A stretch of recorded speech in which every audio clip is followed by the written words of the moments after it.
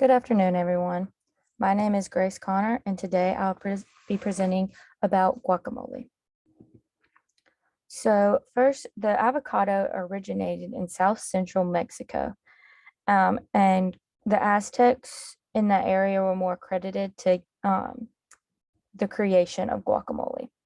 But then in the 1500s, Spaniards were also introduced to different avocado mixtures, which was similar to guacamole, and they took this back to Spain to introduce Spain to guacamole / these avocado mixtures. Um, Guacamole was not popular in the United States in the 20th century, and this was all due to because there was a ban on Mexican avocado imports from 1910 to 1997. So around after that is when guacamole started to become more popular in the United States. This rise in popularity was also due to the Latin American population that was also increasing in the United States, who kind of more so brought it over also. Um, the mostly where avocados come from today is Michoacan, and that is a Mexico state in Mexico. So the next slide is current issues, and some of the current issues with making more so avocados as producing them is poverty, deforestation, water problems, cartels, and corruption. And so the first thing with poverty is that most of the farmers in Mexico, as it does provide more jobs for people, it is not the most profitable of selling avocados just because of the market and sale rate there. Also deforestation, as one statistic that I saw was 15,000 to 20,000 acres in Mexico were being converted from pine trees to avocado farms each year, which is not good for habitats and other animals like that. And also water problems such as avocados are watering plants or water loving plants, and they take up a lot of water. Around 60 to 70 gallons go into producing these plants each year. There's also a lot of cartels and corruption that go on in Mexico. They often extort the avocado farmers and threaten them for such as profits that they get from their farms and things like that. And then also in 2019, when a U.S. Department of Agriculture inspector went down there, they were threatened and robbed for visiting these avocado farms. And so the next slide is the nutrient composition of avocados. As you can see from this infographic, they have 21 grams of fat, 9.2 grams of fiber, 12 grams of carbs, 227 calories, and 2.7 grams of protein. As you can see, the 9.2 grams of fiber, that really helps with lowering your sodium down and helping your cholesterol. It's said that like 1 tablespoon of guacamole a day or something can help with lowering your cholesterol. And then the next slide is like the nutrient composition of guacamole. And I got this from, I think it was like 1/4 of a cup of guacamole gave you 109 calories, 10 grams of fat, gram of saturated fat, and so forth. And then the avocado, white onion, jalapeno, cilantro, salt, and diced tomatoes is what happened, is like what kind of went into this calories and everything. So the next slide is the relationship of disease. So when coming across, the most outbreaks happen from them not being properly stored, which can cause bacteria to form. And the most common type is salmonella and other different types of bacteria. And that's just the either a higher temperature or too hot of a temperature could cause this. And so some statistics that I found was 85% of 136 outbreaks happened in restaurants, and that was just from it not being properly stored / the cross contamination from servers.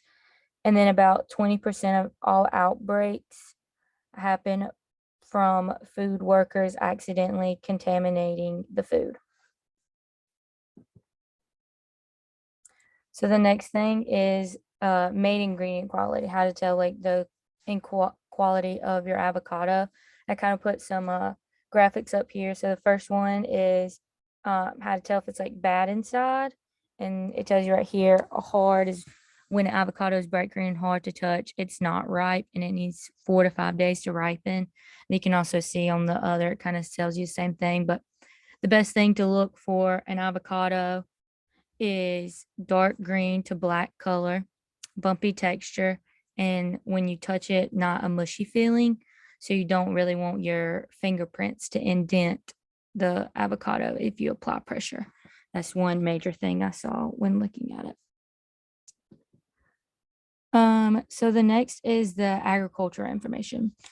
So avocado trees normally flourish very greatly in mild sunshine and mild climate, such as a moderate humidity, which is like cool nights, warm mornings. And these trees can range to 15 to 30 feet tall. They're only pollinated.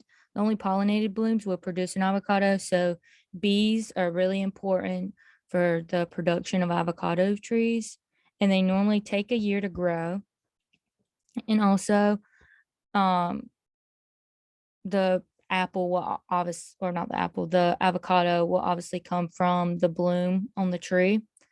And mature trees can produce more than 1 million flowers during each bloom, and it normally has 2 annual blooms.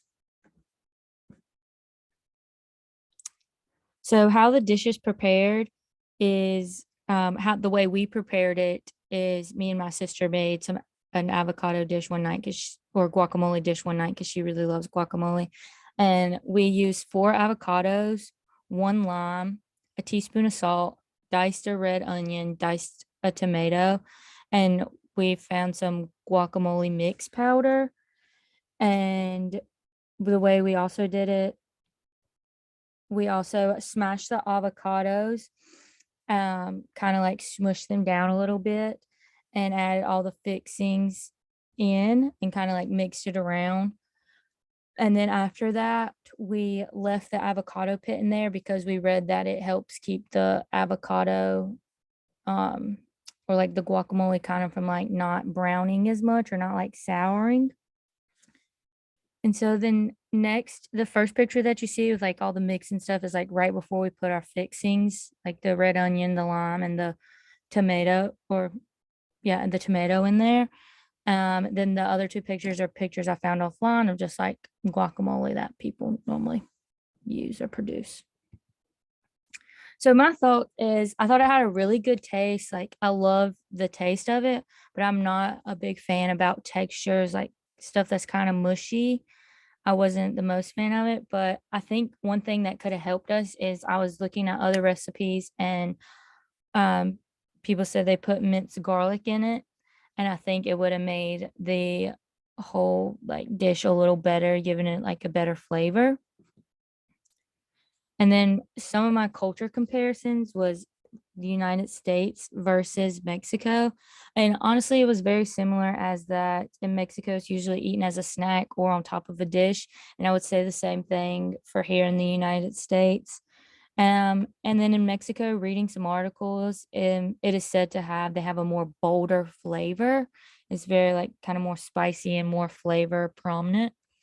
Um, and then there's also read that there's many variations in Mexico, which I would also say that is about the same for the United States as we just kind of like Americanized it more.